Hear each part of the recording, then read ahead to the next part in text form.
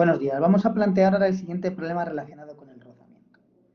Imaginaos que el problema nos dijera que sobre una cierta superficie tenemos un objeto, nos dijera que la masa de ese objeto es conocida, por ejemplo, vale 50 kilos, y que sobre esa superficie existe rozamiento, es una superficie rugosa y hay rozamiento.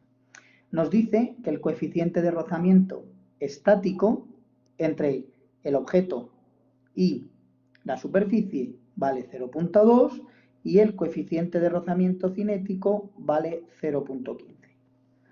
Recordad, según vimos en la teoría, que hay dos rozamientos diferentes. Uno cuando el objeto está quieto, yo lo empujo pero no consigo ponerlo en movimiento, eso es el rozamiento estático, y una vez que se empieza el objeto a mover, tenemos el rozamiento cinético. ¿De acuerdo? Para el rozamiento cinético, que es el que más habitualmente habéis trabajado los problemas, la formulita es esta. Mu veces la normal, donde mu es el coeficiente de rozamiento cinético. Para el rozamiento estático, recordad que el rozamiento estático no era un valor constante, sino que iba aumentando a medida que ejercías cada vez más fuerza. Pero lo que sí vimos es que el valor máximo de ese rozamiento estático también sigue esa misma fórmula, mu veces la normal, donde ese mu es el coeficiente de rozamiento estático. ¿Vale? Entonces, lo que vamos a hacer en este problema es jugar con estos dos rozamientos, porque la pregunta es la siguiente. Sobre ese objeto actúa una fuerza, vamos a llamarle a esa fuerza, por ejemplo, T, de tensión, quizá tiramos con una cuerda, por ejemplo, pero esa tensión actúa formando un cierto ángulo con la horizontal. Imaginaros que ese ángulo pues, fuera un dato del problema, por ejemplo, 40 grados. Y nos dice que T va a tomar dos valores posibles. En primer lugar, T va a valer 100 newtons. Pero en una segunda posibilidad, la tensión va a valer 140 newtons. Lo que nos pregunta es determinar si, para cada una de las dos situaciones, si el objeto permanece en reposo o empieza a moverse. Y que en el caso de que empiece a moverse, calcular con qué aceleración lo hace. Bueno, vamos a intentar resolver la pregunta, vamos a empezar por el apartado A, aunque formalmente es lo mismo, solamente es cambiar el número, ¿no? ¿Cuánto vale la tensión? Fijaros, ¿qué es lo que está ocurriendo aquí? La pregunta es si el objeto empieza a moverse o no. ¿Por qué? Porque en la dirección del movimiento está actuando una fuerza, que es la tensión, pero ojo, no toda la tensión, únicamente la componente de la tensión en esta dirección. Podemos llamar a este eje del movimiento el eje X, podemos llamar al eje vertical el eje Y, la fuerza responsable o que intenta poner el objeto en movimiento es la T sub X. Pero a esa fuerza se opone otro, el rozamiento, que actúa en dirección contraria. ¿Sí? ¿Cuándo habrá movimiento? Bueno, pues hay movimiento si la T sub X, la fuerza, la componente de la tensión que intenta mover el objeto hacia adelante, supera la fuerza de rozamiento estática máxima. ¿Vale? Porque si esa tensión no llega a superar esa fuerza de rozamiento estática máxima, pues entonces el objeto permanece en reposo tal y como vimos en teoría. Luego necesitamos calcular cuánto valen esas dos fuerzas para responder a la pregunta. ¿Cuánto vale T sub X? Bueno, T sub X es relativamente sencillo, ¿no? Es la proyección de la tensión en la dirección del eje X. Si os fijáis en el ángulo θ, T sub X está en el cateto contiguo, luego es simplemente T por el coseno de θ. Si sustituís, esto sale 76,6 newtons. ¿Cómo calculamos ahora la fuerza de rozamiento máxima? Pues hemos visto aquí arriba la expresión. La fuerza de rozamiento máxima es mu por la normal, es decir, necesito obtener el valor de la normal. ¿Quién es la normal? Bueno, si recordáis, la normal es esta fuerza que aparece aquí, apuntando siempre perpendicular a la superficie de contacto y que es consecuencia de la fuerza que ejerce esa superficie sobre el objeto. ¿Qué más fuerzas están actuando sobre el objeto? Por supuesto, su peso. ¿Y hay alguna fuerza más actuando en la dirección del eje Y? Pues sí, la proyección de la tensión también en esa dirección, T sub I.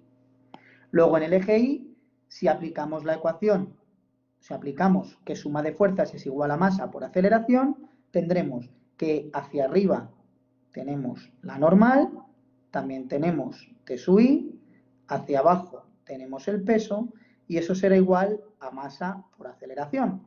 Pero en el eje Y en el eje Y no existe ningún tipo de aceleración. El objeto ni se hunde en el suelo, digamos, ni sale volando. La aceleración es cero. Luego esto es así. Es decir, si queréis también lo podéis ver directamente de esta manera, ¿no? N más T sub I es igual al peso. Fuerzas hacia arriba igual a fuerza hacia abajo para que las dos se cancelen. De aquí podemos obtener, por tanto, lo que vale la normal. Fijaros que es simplemente el peso mg menos T sub I, que es T por el seno de teta. T sub I, fijaros que es la componente que va, T sub I sería esta, en el cateto opuesto y por tanto va con el seno. Si sustituís ahora los valores de todas estas variables que tenemos aquí, nos sale que la normal son 426 newton. ¿Sí? Por otro lado, entonces, ya puedo calcular la fuerza de rozamiento estática máxima, simplemente multiplicando mu sub e por la normal, y esto resulta ser 85,2 newton. Bueno, si comparamos ahora la fuerza de rozamiento máxima con la tensión, vemos que esta es mayor que T sub X y por tanto no hay movimiento. La fuerza que hemos aplicado no es suficiente para que el objeto empiece a moverse. Importante de lo que hemos hecho aquí, más allá de descomponer adecuadamente la tensión en sus dos componentes, aplicar la segunda ley de Newton y conocer, esto es importante, las dos expresiones que hay para la fuerza de rozamiento y la diferencia entre el cinético y el estático. Importante, fijaros que la normal, la expresión que hemos obtenido depende de la tensión, es decir, la normal no tiene un valor fijo en el problema. Si cambia la tensión, va a cambiar la normal. La normal no tiene una expresión como el peso igual a mg o algo así, no tiene siempre el mismo valor, depende de cada problema. Hay que deducirlo a partir de la segunda ley de Newton. ¿De acuerdo? Fijaros que en este problema, cuanto mayor es la tensión, podéis ver que como lleva un signo negativo delante, menor es la normal. Y por tanto, cuanto mayor es la tensión, también menor es la fuerza de rozamiento. Porque fijaros que la fuerza de rozamiento depende de la normal. Es decir, la fuerza de rozamiento y la normal son magnitudes que dependen de la tensión que estamos aplicando. Porque al fin y al cabo, tanto la normal como el rozamiento son fuerzas que surgen debido al contacto de ese objeto con el suelo. Y claro, si os fijáis, la tensión, la T sub I, intenta levantar el objeto. Luego, de alguna manera, cuanto mayor es esa T sub I, de alguna manera más estás separando el objeto de la superficie y eso hace que esas fuerzas de contacto entre las dos, que son la normal y el rozamiento, disminuyan. Vale, ese sería el apartado A. Ahora tenemos que repetir el problema para el apartado B, donde fijaros que lo único que cambia es el valor de la tensión, pero el problema es exactamente el mismo. Luego las ecuaciones que hemos obtenido siguen valiendo exactamente igual. Exactamente igual que antes, tendríamos que la componente de la tensión en la dirección del eje X vale T coseno de teta, pero ojo, como el valor de T ha cambiado, hay que volver a echar la cuenta, no es el mismo de antes. Ahora, de hecho, esto sale 107 newtons.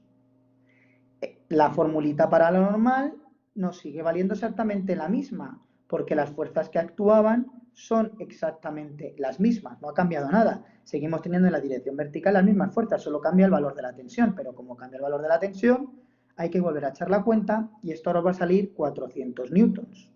¿Cuánto vale entonces ahora la fuerza de rozamiento estática máxima? Mu sub e por la normal. Pues si multiplicáis los 400 newton por 0,2, esto os sale 80 newton.